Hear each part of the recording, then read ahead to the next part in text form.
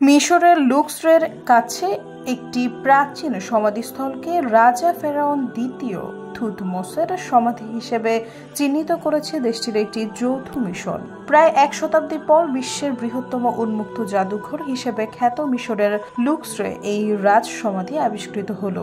গত মঙ্গলবার পর্যটন ও পুরাকীর্তি মন্ত্রণালয় জানিয়েছে এই তথ্য। মন্ত্রণালয় থেকে প্রকাশিত এক বিবৃতিতে বলা হয়েছে, রাজাতের উপত্যকার পশ্চিমে মিশরের 18তম রাজবংশের ফেরাউন দ্বিতীয় থুতমোসের সমাধি পাওয়া গেছে।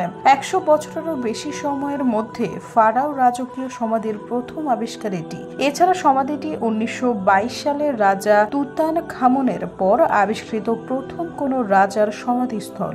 সমাধির উপর অ্যালাবেস্টার পাত্রে রাজা দ্বিতীয় থুতমোস ও তার স্ত্রী রানী হাতশেপসুতের নাম খোদাই করা ছিল। ফলে প্রত্নতাত্ত্বিকেরা সমাধির পরিচয় নিশ্চিত করতে সক্ষম হন। মিশরের রাজবংশে শাসন ক্ষমতা পাওয়া স্বল্প সংখ্যক নারীর মধ্যে একজন ছিলেন রানী হাতশেপসুত। সমাধিস্থলে আসবাবপত্রের টুকরো, নীল শিলালিপি, হলুদ তারা এবং ধর্মীয় লেখা সহ মর্টারের টুকরো পাওয়া গেছে বলে বিবৃতিতে বলা হয়েছে। মন্ত্রণালয়ের বিবৃতিতে আরো বলা হয়েছে, রাজার মৃত্যুর পরপরই বন্যার কারণে সমাধিটি ক্ষতিগ্রস্ত হয়েছে।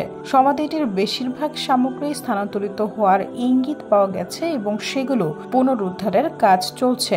মিশরের পর্যটন ও পুরাতন মন্ত্রী শেরিফ ফাতি একটি যৌথ মিশরীয় ব্রিটিশ প্রত্নতাত্ত্বিক মিশরের চলমান এই খননের প্রশংসা করেছেন। মিশরের সুপ্রিম কাউন্সিল অফ এন্টিকুইজিন এর সেক্রেটারি জেনারেল মোহাম্মদ ইসমাইল খালেদের মতে, সাম্প্রতিক বছরগুলোতে এটি সবচেয়ে গুরুত্বপূর্ণ প্রত্নতাত্ত্বিক আবিষ্কারের মধ্যে একটি।